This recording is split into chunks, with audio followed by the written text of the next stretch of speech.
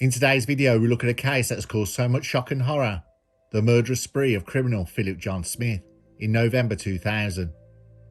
Over a harrowing 4-day period, Smith brutally took the lives of 3 women, leaving an indelible scar on Birmingham. We take a look at the case, the police investigation, and the trial.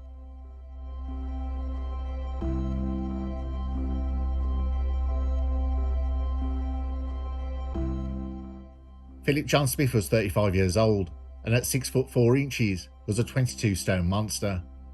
The former fairground worker, after moving around, has settled in Digbeth, Birmingham in 2000.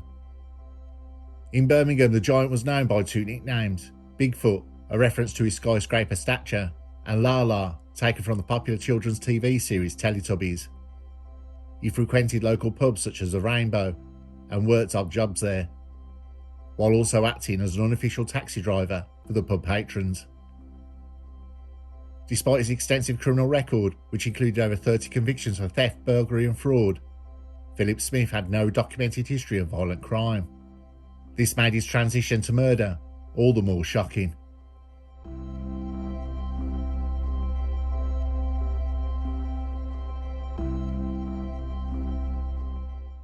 On November 9th, 2000, Smith encountered 21-year-old Jodie Hyde at the Rainbow pub in Digbeth. Hyde was a known butane gas addict and was from Allen Rock, struggling with addiction and homelessness. Smith befriended her, offering her help and companionship.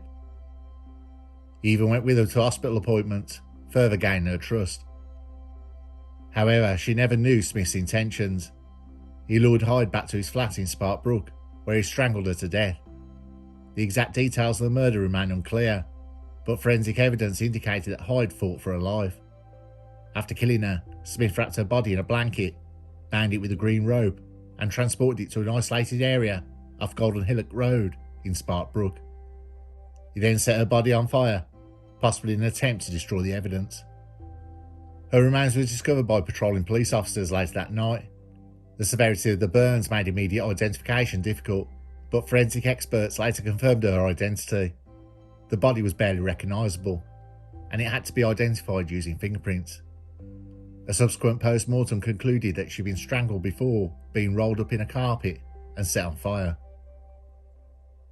The gruesome nature of her death suggested that Smith had already developed a calculated and sadistic approach to murder.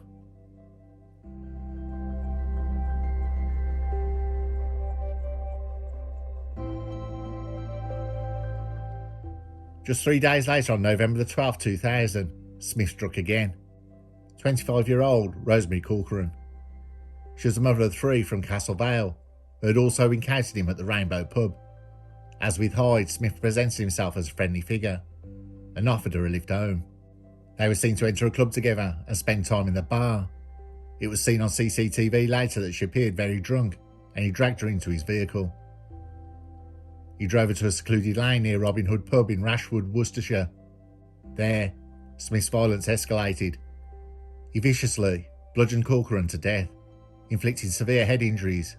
Not satisfied with merely beating her, he then ran over her body with his car, a Volvo Estate, ensuring her death. Her battered remains were discovered by a dog walker early the next morning. Her face was unrecognisable, and the attack was extremely brutal. She was found at 8:30 AM on the 12th of November, near Junction 5 off the M5 motorway. The brutality of Corcoran's murder suggested that Smith was growing more confident and sadistic. The use of both blunt force trauma and driving over her indicated a heightened level of aggression, possibly fueled by a desire for dominance and control over his victims.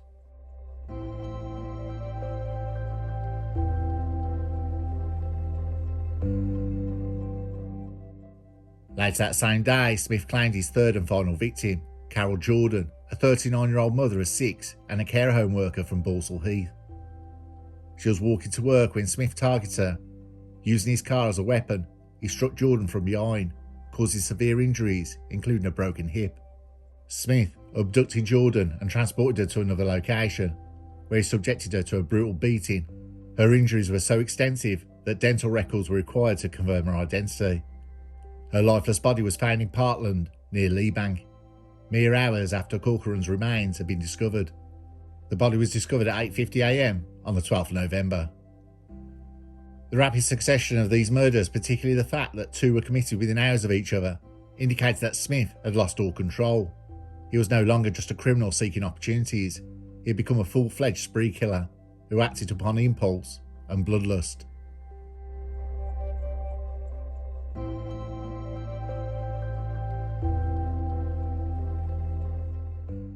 When staff at the Rainbow Pub told Smith of Corcoran's disappearance on the 13th November, he phoned the police station at Castle Vale, saying he wished to give a statement. Significantly, his call came at 4 p.m, before the body found in Worcestershire had been possibly identified as Corcoran's, and within an hour, Smith had presented himself at Castle Vale. Detective Constable Ruth Wilkins later recalled Smith's phone call. He said he'd like to come to the police station to help with the inquiry, and that he had seen Corcoran on Saturday night leave the pub with an unknown man. He insisted he'd like to come over to the police station. He said he'd been asked to contact the police by someone else and gave his mobile number. In his subsequent statement, Smith admitted being at the Rainbow Pub with Corcoran and a male friend, but claimed they were later separated when they went to another pub called the Kerryman, and the male friend was chucked out by bouncers. Smith said that he and Corcoran went to Monte Carlo's, a nightclub in Handsworth, and that they left sometime later. Corcoran was confronted by a man he described as looking like a teddy boy, with whom she argued at the Kerryman. Smith said that the man became aggressive, so he asked Corcoran if she wanted to go home, claiming that she told him she did not. He said he then left her. By this time, Operation Green had been launched by police to investigate the murders, with over 100 police officers and 50 support staff from the West Midlands and West Mercia forces. Detectives viewed hundreds of hours of CCTV footage, gathered more than 100 separate exhibits, and interviewed witnesses. Evidence was analysed by forensic investigators. There were a dozen bloodstains on his car, on his clothing, and in his flat, all matching the victims. There was blood on the boots he wore when kicking both Rosemary and Carol, boots he was wearing when he was arrested. It was discovered Smith had tried to clean his clothes in the bath of his flat, along with a pair of trousers belonging to Rosemary. A bag containing Jodie's clothes were found near the doorway. All evidence was now pointing to Philip Smith.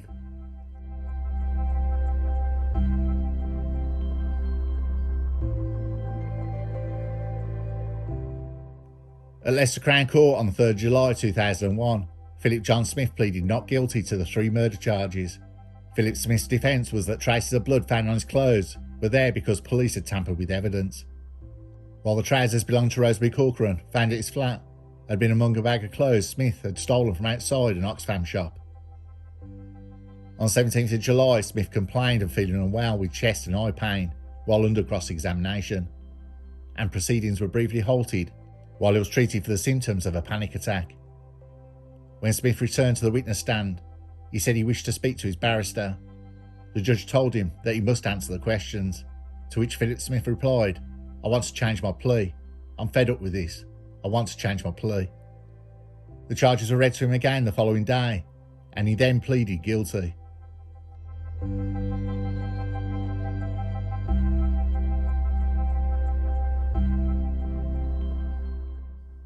On the 18th of July 2001, Philip John Smith was sentenced to life imprisonment. He'll be eligible for parole in 2029. One of the lingering questions surrounding Philip Smith's case is whether he was responsible for additional murders. In particular, he has been linked to the death of Patricia Linnett, a 47-year-old cleaner at the Rainbow Pub. Linnett was found dead in her Bordesley Green flat on October the 23rd, 2000, just before Smith's killing spree began. Initially, her death was ruled as natural, but after Smith's arrest, suspicions arose. Her body was exhumed and a second autopsy was conducted, but the results were inconclusive. An inquest in 2006 returned an open verdict. There was not enough evidence to classify her death as murder. However, many people believe that Smith may have been responsible.